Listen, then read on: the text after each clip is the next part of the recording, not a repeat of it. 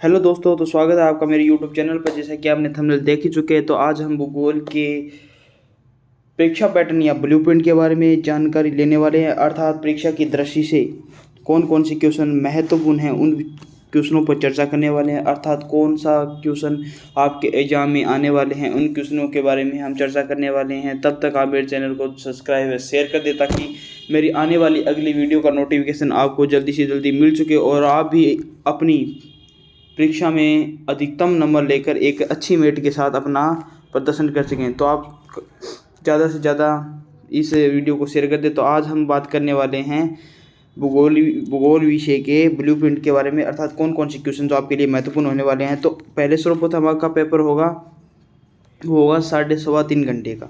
आपका पेपर होगा 3.25 घंटे का। अर्थात वो कुल कितने नंबर का होगा? कुल 56 नंबरों का होगा। कुल कितने नंबरों का? 56 नंबरों का होगा। तो अब हम बात करते हैं क्वेश्चन के बारे में। अर्थात पहले सेक्शन में कौन कौन से क्वेश्चन रहने वाले हैं। पहले क्वेश्चन में कौन कौन से क्वेश्चन रहने वाले हैं। तो अब है सेशन ए या खंड ए। तो खंड ए में पहला क्वेश्चन है, किन्हीं दो अमेरिकी भूगोलवेत्ताओं के नाम लिखिए। अर्थात आपके भूगोल के किसी पाठ के अंदर अमेरिकी दो भूगोलवेत्ताओं का वर्णन दिया गया है, उन दो भूगोलवेत्ताओं का वर्णन करें।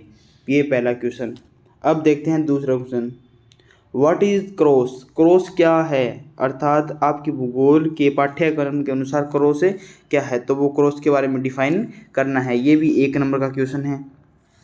अब तीसरा क्वेश्चन, खंड ए के तीसरा क्वेश्चन, आप्रवास से आप क्या समझते हैं? What do you understand by immigration? आप आप्रवास से क्या समझते हैं? अर्थात आपकी बुक में आप्रवास का क्या आशय दिया गया है। तो ये क्वेश्चन आप्रवास के लेसन से लिया गया है। अब चौथा क्वेश्चन जो है 1 नंबर का चौथा question, what is sex ratio? लिंगानुपात किसे कहते हैं? ये आपके किसी जनसंख्या के बारे में, अर्थात जिस लेसन के अंदर जनसंख्या के बारे में बताया गया है, उस लेसन से ये क्वेश्चन लिया गया है।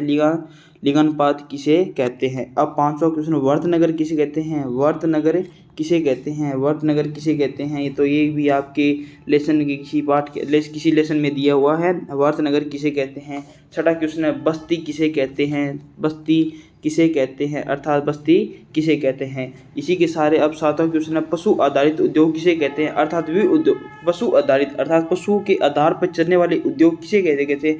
कौन कौन से वो उद्योग है जो पशु पर आधारित है। तो इसमें पशु आधारित उद्योगों का आपको वर्णन करना है। तो अब हम नेक्स्ट क्वेश्चन को देखते हैं कि 2 परंपरागत ऊर्जागत स्रोत के नाम लिखिए। अर्थात 2 ऐसे परंपरागत स्रोत बताइए जिनसे हमें ऊर्जा मिलती है, अर्थात ऊर्जा का कंजर्वेशन किया जाता है। ये तो आपके परंपरागत स्रोत जो जिस लेसन के स्रोतों के बारे में बताया गया, उस लेसन में आपको ये जरूर मिलेगा। अब है 9वां क्वेश्चन, एल्यूमिनियम का मुख्य स्रोत क्या है? एल्यूमिनियम का मुख्य स्रोत क्या है? अर्थात एल्यूमिनियम किस मुख्य स्रोत से हमें प्राप्त होता है। तो ये आपके जो स्रोत एल्यूमिनियम के जो स्रोत दिए हैं उसके अंदर आपको जरूर मिलेगा। तो इसी प्रश्न को देखते हुए अब हम नेक्स्ट क्वेश्चन पर देखते हैं, आध्यात्मिक खनिज के 2 उदाहरण दीजिए। अर्थात आध्यात्मिक खनिज के 2 उदाहरण दीजिए। अर्थात इसी क्वेश्चन को लेकर आपका बढ़िया क्वेश्चन भी आ सकता है, खनिज किसे कहते हैं? खनिज किसे कहते हैं? अर्थात खनिज के कितने प्रकार होते हैं, वह प्रकारों के आधार पर खनिजों का वर्णन कीजिए। ये आपका 6 नंबर में पूछ सकता है ये बड़ा क्वेश्चन, अगर आपके ये लेसन 6 नंबर का है तो। अब हम चलते हैं इसी सेशन में, पूर्व पश्चिम गलियारा किन 2 शहरों से जोड़ता है? पूर्व पश्चिम गलियारा किन 2 शहरों को जोड़ता है? अर्थात आपको ये बताना है कि पूर्व पश्चिम गलियारा किन 2 शहरों को जोड़ता है। तो आप इन 2 गलियारों को जोड़ने वाले शहर का नाम लिखिए। भारत में राष्ट्रीय विकास परिषद का गठन किस वर्ष किया गया? अर्थात आपको इसके अंदर वो सन बतानी है या वो कमेटी बतानी है कि इस सन में इस कमेटी द्वारा भारतीय राष्ट्रीय विकास परिषद का गठन किया गया। तो अब हम चलते हैं नेक्स्ट क्वेश्चन पर, मुख्यमंत्री जल स्वावलंबन योजना या अभियान से आप क्या समझते हैं और इसका उद्देश्य? ये मुख्यमंत्री जल संचय योजना क्यों चलाएगी, किन क्षेत्रों को आधार मानकर चलाएगी, तो इसके बारे में आपको वर्णन करते हैं। अब चलते हैं हम नेक्स्ट क्वेश्चन पर, खंड बी में। अब हम चलते हैं खंड बी में। खंड बी में पहला क्वेश्चन है, अर्थात आपके क्वेश्चन पेपर का 14वां क्वेश्चन है, गौड़ जनजाति के निवास क्षेत्र का वर्णन कीजिए। ये अर्थात गौड़ जनजाति के निवास क्षेत्र का आपको वर्णन करना है, जो है आपके अंक बार 2 अंक बार 2 नंबर का अंक बार रहने वाला है। अब है नेक्स्ट क्वेश्चन, वर्ताकार एवं रेखीय प्रतिरूप का आरेख बनाइए। वर्ताकार और रेखीय प्रतिरूप का आरेख बनाना है। जो वर्ताकार प्रतिरूप और आरेखीय रूप 1 नंबर के डिफाइन किए हैं, अर्थात ये क्वेश्चन आपके हैं 2 नंबर का। तो अब देखते हैं तृतीय, वो नेक्स्ट क्वेश्चन, तृतीयक व्यवसाय से आप क्या समझते हैं। अर्थात व्यवसाय का इसमें अगर एग्जामिनर आपको घुमा फिरा के अगर क्वेश्चन पूछे तो कि व्यवसाय कितने प्रकार के होते हैं, अर्थात तृतीय व्यवसाय है क्या समझते हैं, ये क्वेश्चन आपके लिए इंपॉर्टेंट रहने वाला है। ये भी आपके क्वेश्चन 2 नंबर का है। अब हम चलते हैं नेक्स्ट क्वेश्चन पे, विश्व की प्रमुख 4 पाइपलाइनों के नाम लिखिए। अर्थात विश्व में काम करने वाली प्रमुख 4 पाइप ऐसी कंपनियों के अंदर उन पाइपलाइनों के नाम लिखिए जो विश्व में पाइपलाइनों के प्रमुख 4 पाइपलाइन हैं। अब हम पढ़ने वाले हैं नेक्स्ट क्वेश्चन है हमारा अंतर्राष्ट्रीय व्यापार के 2 लाभ लिखिए। अर्थात अंतर्राष्ट्रीय व्यापार करने से हमारे इकोनॉमिक्स जीडीपी को कौन कौन सा 2 लाभ होता है, तो अर्थात उन लाभों का वर्णन करना है। अब हम 19 नंबर क्वेश्चन, जल प्रदूषण के नियंत्रण हेतु 4 उपाय। अर्थात ये क्वेश्चन सभी बच्चे अटेम्प्ट करेंगे और ये आपके 2 नंबर कहीं नहीं जाएंगे। जल प्रदूषण के नियंत्रण के प्रमुख उपाय, ये तो हम कोई भी लिख सकता है। अब हम चलते हैं नेक्स्ट, भारत में साक्षरता को प्रभावित करने वाले 4 कारकों के नाम लिखिए। अर्थात भारत में साक्षरता को प्रभावित करने वाले 4 कारक कौन कौन से हैं, उनके नाम लिखिए। 21 नंबर क्वेश्चन, संसाधन संरक्षण एवं लघु टिप्पणी कीजिए। संसाधन संरक्षण पर संसाधन संरक्षण अर्थात हमें शॉर्ट नोट्स के रूप में लिखने हैं कि संसाधन संरक्षण के लघु टिप्पणी हम किस प्रकार कर सकते हैं, अर्थात संसाधनों को कंजर्वेशन किस प्रकार किया जा सकता है। तो अब हम चलते हैं नेक्स्ट क्वेश्चन पर। नेक्स्ट क्वेश्चन, दिए गए विश्व के रेखा मानचित्र में निम्नलिखित लोह इस्पात उद्योगों को अंकित कीजिए। अर्थात आपको एक एग्जामिनर एक मानचित्र देगा और मानचित्र में आपको ये दिए गए मापदंड को अंकित करना है। अर्थात कौन सा, जैसे बेफेलो, सार, ओशोका, ये किन किन स्थिति कहाँ पर है, अर्थात आपको ये बनना, ये भी आपके 2 नंबर के। अब हम चलते हैं नेक्स्ट में, दिए गए भारत के रेखा मानचित्र में निम्नलिखित सूती वस्त्र उद्योग अंकित कीजिए। अर्थात सूती वस्त्र उद्योग कहाँ पर है, इनको राजकोट शायद गुजरात में होना चाहिए, राजकोट गुजरात, राजस्थान का राजकोट कहते हैं लूणकरसर को, राजस्थान का राजकोट कहते हैं लूणकरसर को।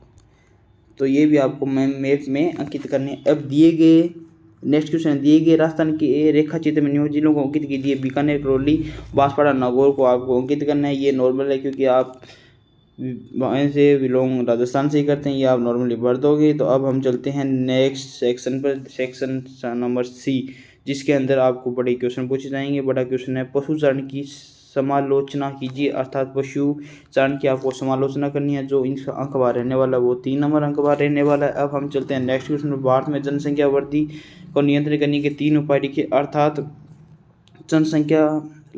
भारत की जनसंख्या लगातार बढ़ रही है। भारत चीन को पीछे पछाड़कर सर्वप्रथम, अर्थात पहला ऐसा कंट्री बन गया जिसमें सर्वाधिक जनसंख्या है। अर्थात इस जनसंख्या को नियंत्रण करने के लिए हमें कौन कौन से उपाय कर सकते हैं, तो 3 उपाय को सुझाव दीजिए। नेक्स्ट क्वेश्चन है, महात्मा गांधी राष्ट्रीय ग्रामीण रोजगार गारंटी कार्यक्रम मनरेगा पर टिप्पणी लिखिए। अर्थात मनरेगा पर टिप्पणी लिखनी है। अर्थात मनरेगा कब चलाएगी, वे किस रेखा को, अर्थात गरीबी रेखा को ऊंचे उठाने के लिए मनरेगा चलाई गई। अर्थात किन किन योजनाओं का लाभ उठा सकते हैं, तो इस योजना के बारे में सब टिप्पणी लिखनी है। तो ये आपका क्वेश्चन नंबर 3 नंबर का रहने वाला है। अब हम चलते हैं नेक्स्ट क्वेश्चन पर, अर्थात नेक्स्ट सेशन पर, जो सेशन नंबर डी है, जिसमें आपको क्वेश्चन जाएंगे कम 4 नंबर का क्वेश्चन आपको पूछा जाएगा। अर्थात ये है एक बड़ा सेशन। तो विश्व में जनसंख्या घनत्व को प्रभावित करने वाले आर्थिक कारकों जनसंख्या का व्याख्या कीजिए।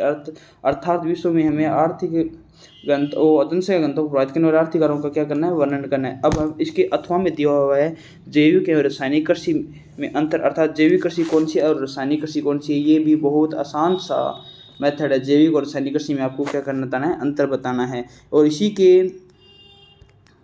के इसी के अथवा में दिए गए गेहूं उत्पादन के लिए आवश्यक भौगोलिक दशाएं लिखिए, अर्थात कौन कौन सा भौगोलिक दशा हैं जो गेहूं के उत्पादन में बढ़ोतरी करें। जैसे तापमान क्या चाहिए, उसकी मिट्टी क्या होनी चाहिए, वर्षा कितनी चाहिए, जलवायु कौन सी होनी चाहिए, उपज कितनी, सीड रेट कितनी होनी चाहिए, स्पेसिंग कितनी होनी चाहिए, इस आधार पर हम इसका वर्णन कर सकते हैं। अब 30वां क्वेश्चन तो राजस्थान में जनसंख्या वृद्धि का विश्लेषणात्मक अध्ययन करना है, अर्थात राजस्थान में जनसंख्या वृद्धि का विश्लेषणात्मक अध्ययन करना है, जो आपके 4 नंबर का है। और इसके अथवा में दिया गया है मीणा जनजाति के सामाजिक जीवन का विश्लेषण अध्ययन, अर्थात मीणा जनजाति होती है, सामाजिक विश्लेषण अर्थात उनके जीने का ढंग का हमें वर्णन करना है।